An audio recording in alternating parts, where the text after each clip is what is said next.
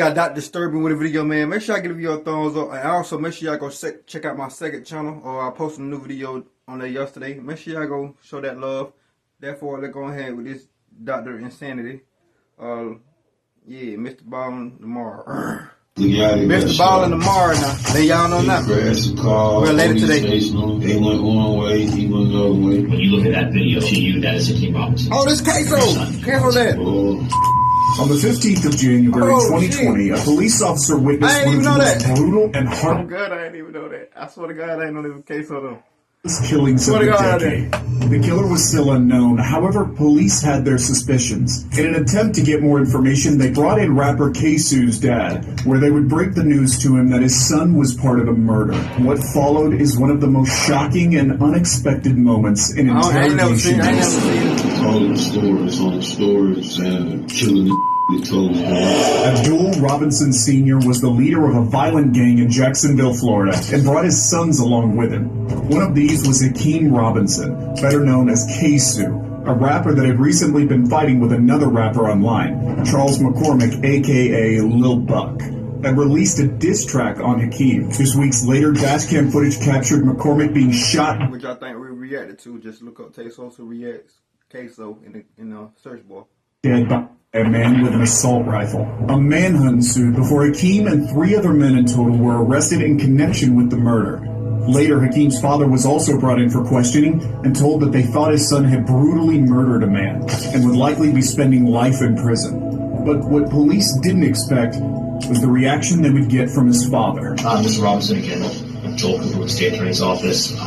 Here to take a sworn statement from you. If you would, please raise your right hand. Mr. Robinson, do you swear to tell the truth, the whole truth, and nothing but the truth? Yes, sir. You understand that the oath you just took is just like taking an oath in court, and that if you lie in a material way, that is a felony. It's called perjury, punishable by up to 5 years in prison. You understand that? Yes, sir. The detective asks Abdul a few more questions, confirming the oath and ensuring that he isn't under the influence or being threatened. He then checks some details and moves on to discuss the murder of Charles McCormick. Now, today you're obviously familiar with the person. Yes, sir. As it relates to your case. Yes, sir. And his nickname. Yes, sir. Are you aware of a song put out prior to him being shot and killed in January 2020? Yes, sir. And what was your understanding of what that song was about? It was a diss song. So you said a diss song? Yeah. Did Hakeem Robinson know about the song? Yes, sir. Did he ever talk to you about the song? Yeah. And how did he feel about the song? rderer. He didn't like it. Before the murder of McCormick, there had been a long-standing beef between the two gangs. I see his daddy like, you know what I'm saying, like, you know, stand up, man, you know what I'm saying, ain't no gang, you know what I'm saying, like, you know what I'm saying, in the, you know, working man, ain't in there, but your dad in the streets. That looks sad, bro. I ain't gonna lie. That looks so sad. And K of ATK. It's obvious he would have known parts about this, but he maintains he was never directly involved. However, it's as we come closer. Y'all didn't even tell me he wants to leave the nigga. I thought. To McCormick's murder that things get cloudier for Abdul. He mentions that 2 of his sons had shown the song to him, and none of them liked it. What's worse for him is that directly after the murder, he received multiple phone calls from suspects directly asking for a ride away from the scene. Now, going again back to January 15th of 2020, that day, were you called by Abdul Robinson Jr., your son? Yes, sir. And was that the number that you recognize as I know he did on him, but damn. What did he want? He wanted me to go pick up Sky. Okay. Did you also get phone calls from Leroy Whitaker? Yes, sir. And what did he I remember want? Scotty came when he was in Waycross. Waycross ain't that far from me. It's like an hour and Did he tell you if he was alone or did he have anybody with him? No, he said him and Buddy was together. So Leroy Whitaker and Dominic Barner. Having direct involvement in such a high-profile case obviously doesn't put Abdul in the best position. at all. In fact, the cops Not the fuck at all. actually suspect him of being a direct accessory to the murders. But Abdul has played this game for a long time. He knows that he must maintain his innocence for as long as possible, leading to his harrowing admission later in the case. But while he's being complicit in answering questions, the cops decide to try and extract as much information about this case as possible, and dive further into what happened when Abdul picked Leroy up. He was next to a crash car. Did that car crash? Was it on the street or in a yard? Do you remember? Like it was kind of like in a ditch or yard. Yeah, it looked like it might have been like a ditch or something. So was that near a house? Yes. Like in the front yard of a house? Yeah. Abdul picked Leroy up from next to a crashed car, the same car that had fled the scene directly after the shooting. This vehicle actually proved to be the downfall of the entire case. After crashing, Hakeem, Leroy, and another man named Dominique Barner all fled the scene, and two of them were captured on security footage running across nearby gardens. Leroy and Dominique eventually ended up storming into a couple's home before holding a woman hostage, switching clothes, and calling Abdul. But this is where they slipped up. As they were making the call, the terrified woman... You know, shit like that, you should have just had some clothes ready if you knew you were going to do all that. And crashing the car is the stupidest thing you could ever do if you're doing a drill. You gotta be the most dumbest motherfucker. Conversation and got a perfect What you think look about at it? This Dominique's shit really tattoos, dumb. I ain't gonna allowing lie. her to identify him and instantly pick him out of a line of suspects. This mistake got Hakeem and every single one of his assailants caught, but they weren't necessarily connected with the murder yet. That was until Abdul said this. What do you specifically remember them saying? They crashed the car. There was police chasing them. Kim jumped out the car. They went one way, he went another way. Did they say whether or not Hakeem Robinson Keamy had anything with? Is there a single genuine person? Yeah, honestly, bro, shit ain't got his father in no shit like that though. It seemed like him and his father close. You feel me? Like, I know I want to get my money no shit. You feel me? Not no bullshit like this. Did Leroy and Dominique Barner mention to you if anything had been left behind in the car after it crashed? Yep, they said they left a gun in the car behind. Okay, let me rephrase that. Before the car crashed, did Dominique Barner and Leroy Whitaker say anything about what someone in the car maybe was going to do as they fled from the police? Oh, they're going to shoot at the police? And who was going to specifically be the one shooting? Kim.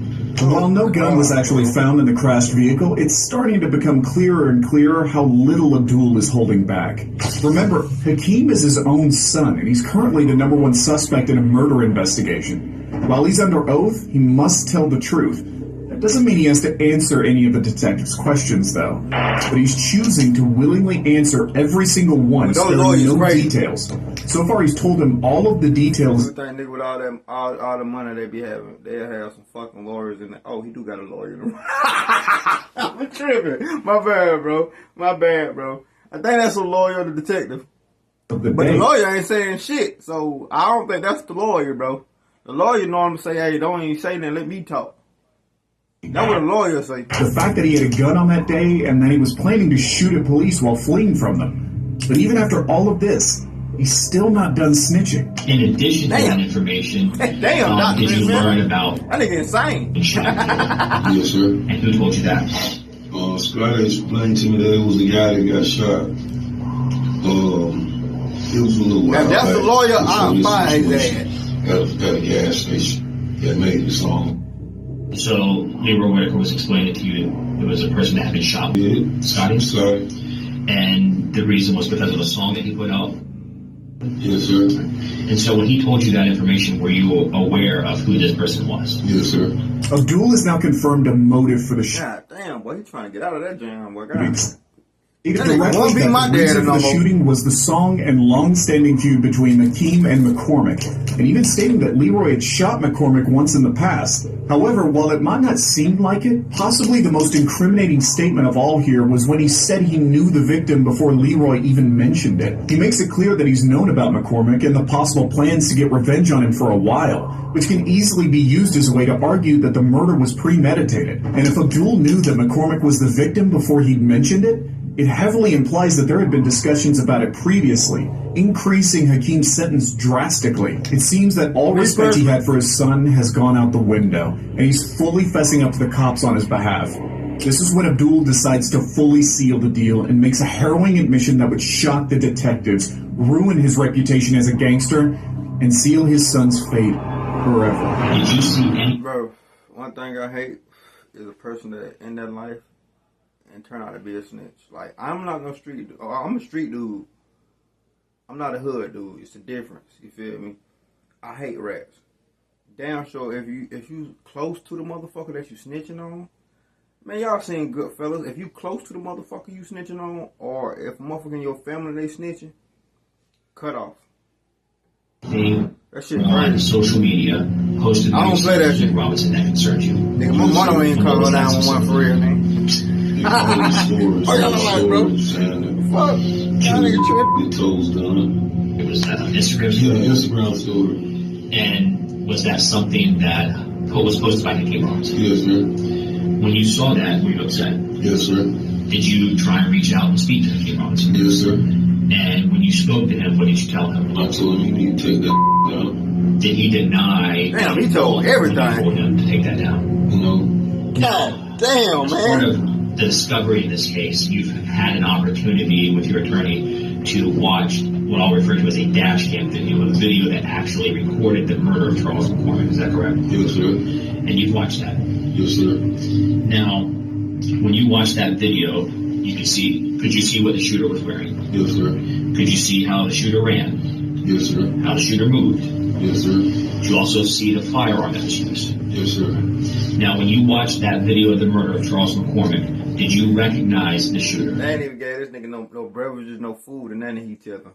Yes, sir. Crazy. Yes, sir. Who was the shooter? Yes, sir. Yes, sir. Your son, Hakeem Robinson. Yes, sir. Without so much as a moment of hesitation, Abdul deals two devastating blows to Hakeem's case that would later be used against him in court to charge him. Not only did he willingly give evidence to the police that they didn't have regarding the Instagram story, he told them Hakeem didn't deny killing McCormick and directly told them that the man in the dashcam footage who shot McCormick was without a shadow of a doubt his own son. Since this interview, Hakeem was also accused of killing a 16-year-old boy named Adrian Gaynor, aka Bibby, and pleaded not guilty for both first-degree murders.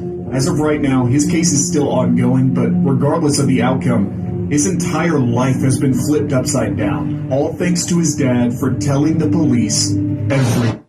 Oh God, bro, like, when you living that life, live that life. Don't snitch on your son, bro, just because you want to get out, bro. In retrospect, Ksoo shouldn't have probably did what he did. You know, he shouldn't have did it. I look at it as you shouldn't take nobody's life unless somebody trying to take your life. All that beef and shit, like, if a motherfucker see me and they on that and they want to, you know what I'm saying, they want to do that, we can do that. But as far as just running and hunting the motherfucker down, I go hunting I go hunting for deer and hogs if I'm going to go hunt. I ain't gonna lie, bro. Like, I'm not gonna kill nobody just because he said something about me in a song. That's just me, personally. It won't make sense. And then you post on Instagram, kill up and go get my nails did. I mean, you can't get much dumber than that, too, though. And you left the car that you did it in. I mean, in retrospect, this whole case is just crazy and wild. Like, I know we react to this before, but we didn't have the interrogation video. You know what I'm saying? Him telling everything, like he just did. You feel me? I know he told, but I ain't know he told everything.